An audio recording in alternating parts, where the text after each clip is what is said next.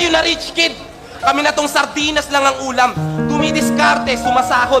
Pag naubos, nangungutang. Kumakayod, napapagod. Sumisweldo, pero kulang.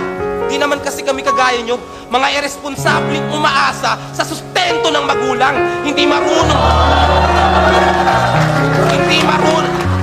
marunong tumayo sa sariling mga paa, mga walang paninindigan.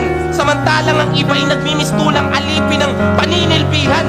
Walang masama sa pagiging mahirap, lalo na kung nagsisikap gaya ko. Pag ako yumaman, okay lang. Pag kayo humirap, kaya nyo? Di ba hindi?